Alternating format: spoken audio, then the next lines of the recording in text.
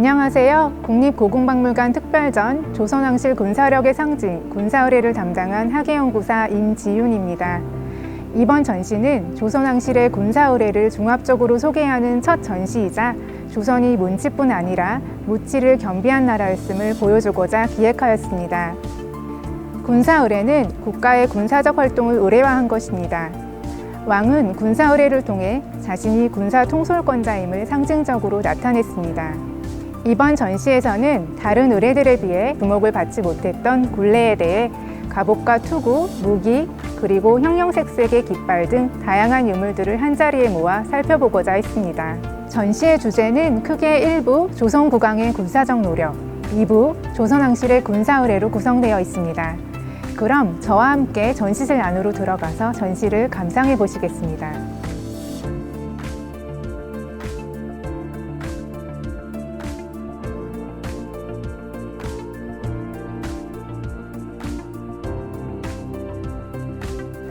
먼저 1부 조선국왕의 군사적 노력에서는 1592년에 일어난 임진왜란을 기점으로 조선 전기와 조선 후기로 나누어 국왕들의 대표적인 업적과 노력을 알아보고자 합니다. 1부의 구성은 주요 왕대별로 핵심적인 유물들을 선정하였습니다.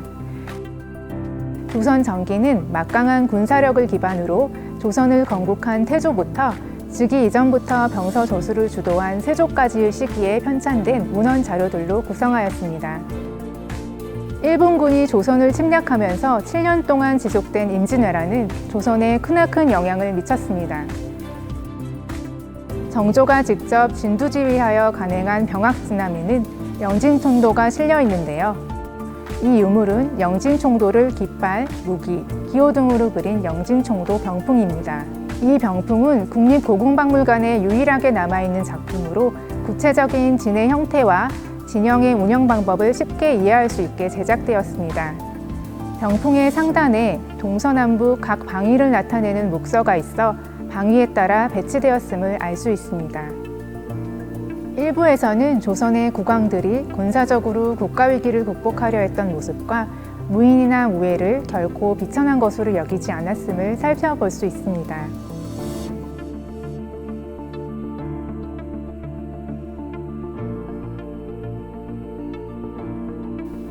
그럼 이제 2부 조선왕실의 군사의뢰로 넘어가서 국왕을 중심으로 거행한 6가지 굴레들에 대한 의미와 내용에 대해 관련 유물들로 만나보시겠습니다.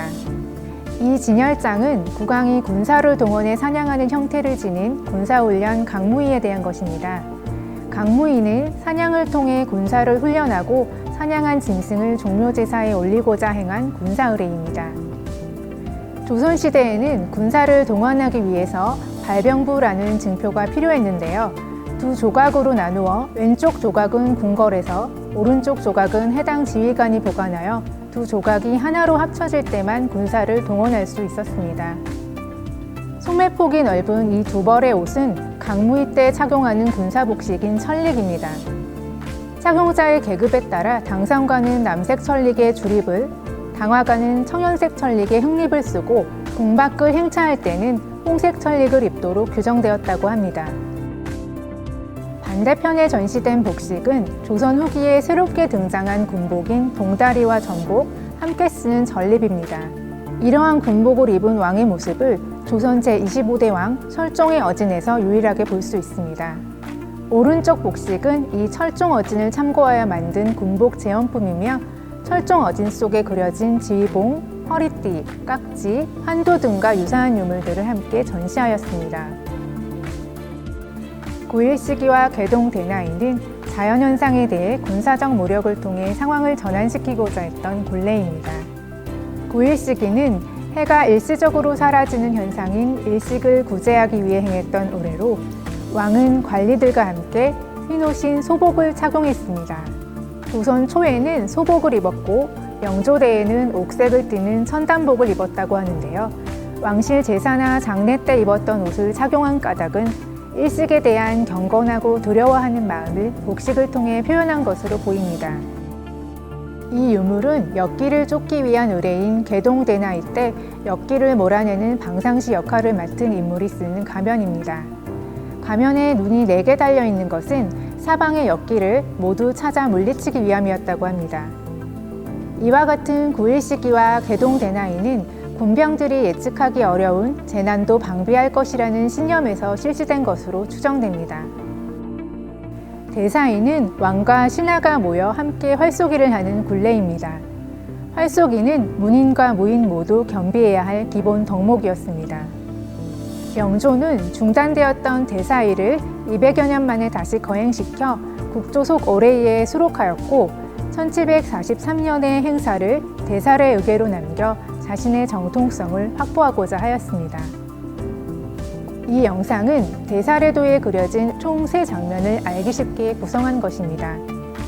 대사례에 참석하는 문무백관은 대개 평상복인 단령을 입고 사모를 썼습니다. 활을 쏠 때는 활 시위를 쉽게 당기기 위해 엄지손가락에 끼는 깍지를 끼고 활 시위가 소매자락에 걸리지 않도록 고정시켜주는 부속부인 습을 착용하였습니다. 영조는 대규모 반란의 승리를 대대적으로 알리기 위해 선로포위와 헝개기를 부활시켜 공식 의례로 포함시켰습니다. 선로포위는 승리의 과정을 적은 노포를 거리에 내거는 의례입니다. 역사 드라마 등에서 죄인이나 적의 머리를 잘라 거리에 내걸어 놓은 장면을 보신 적이 있다면 헝개기가 어떤 의례인지 좀 더 쉽게 이해하실 수 있을 텐데요. 왕에게 적의 잘린 머리나 귀를 바친 후 백성들도 구경할 수 있도록 성 밖에 내걸어 역적의 처단을 만방에 알리고자 하였습니다. 다음으로 살펴볼 대열이는 굴레 중 가장 대규모 인원이 동원되었던 의례로 대열이 때 두 부대로 나뉜 군 병력이 진법에 따라 움직여 전투를 벌이면 이를 왕이 관람하였습니다. 이 진열장부터 무기와 깃발, 그리고 갑옷들을 전시한 저 공간까지가 대열이를 보여주기 위해 연출한 부분으로 이번 전시의 하이라이트라고 할 수 있습니다. 갑옷과 투구를 합쳐 갑주라고 일컫는데요. 갑주는 적의 공격으로부터 신체를 보호하기 위한 방어용구로서 갑옷 안쪽에는 가죽이나 철 등으로 만든 갑차를 덧대어 방어력을 높였습니다. 실제 전투 때는 물론 강무이나 대열이 같은 굴레에 착용되기도 했습니다. 앞에 차례로 보이는 4벌의 갑주들은 독일 박물관에서 대여해온 유물들입니다. 저희가 이 유물들의 보존 처리 비용을 지원했었는데요. 처음 이 전시를 시작하게 된 발단이 독일에 소장된 갑주 1습들이었다고 해도 과언이 아닙니다. 갑주와 갑주함, 투구싸개와 투구 장식함, 갑옷 안에 입는 네이, 보자기 등이 모두 상태 좋은 세트들로 갖춰져 있어 국내에서 볼 수 없었던 매우 소중한 기회가 될 것입니다. 현재 전시된 갑주들은 조선 후기 두정갑의 전형적인 유형을 지닌 유물들로 붉은색 모직물로 만든 화려한 갑옷들은 장수 계급이, 맨 끝에 황색 면으로 만든 갑옷 2점은 보병이 착용했던 것입니다. 여기에서 뒤돌면 군사 신호체계를 보여주기 위해 연출한 많은 깃발들이 여러분을 압도합니다. 이 다종다양한 깃발들은 모두 국립고궁박물관에 소장된 유물들로 이렇게 한꺼번에 전시된 적은 처음입니다. 혼란한 전투 상황 속에서 군사명령을 전할 때 시각신호와 청각신호를 이용했는데 눈으로 보는 것을 형, 귀로 듣는 것을 명이라 하여 이를 형명이라 하였습니다. 수많은 병사들을 동시에 움직여야 하는 진법을 짜려면 신호체계는 진법의 성명이나 다름없었습니다. 중앙에 보이는 교룡기는 왕을 상징하는 깃발입니다. 군사 지휘용 악기와 화약무기 등은 군사깃발과 같이 사용했습니다. 모든 신호는 대장의 지시에 따라 큰 나발 소리로 이목을 집중시켰습니다. 묵소리는 전진과 시작을, 징소리는 후퇴와 정지를 뜻했습니다. 호준포와 사만총과 같은 화약무기는 구체적인 지휘 신호를 보내기 전에 모든 군사들의 이목을 주입으로 집중시키기 위해 사용했습니다. 마지막으로 기획전시실을 나와 오른쪽으로 가시면 국왕 행렬도 통로를 지나 오른쪽에는 대사이 활쏘기를 직접 체험해 볼 수 있는 활쏘기 체험방이, 왼쪽에는 대열이 등 장면을 시각화한 웅장한 대형 영상이 여러분을 기다리고 있습니다. 이렇게 해서 조선왕실 군사력의 상징 군사의뢰 특별전을 전반적으로 둘러보셨습니다. 조선시대는 문인과 무인이 공존하면서 지배체제를 구축해갔고 조선왕조의 역사를 지탱한 한 축이었던 군사 분야는 그렇게 허술하지만은 않았습니다. 아무쪼록 이번 전시가 조선이 문치주의를 지향한 문약한 국가였다는 이미지와는 조금 다른 면모를 확인할 수 있는 계기가 되었으면 합니다. 아울러 이 전시는 조선왕실의 군사의뢰에 대해 소개한 첫걸음으로서 앞으로 활발한 연구와 관심을 통해 군사의뢰에 대해 보다 많은 이야기가 펼쳐질 수 있기를 기대해 봅니다. 감사합니다.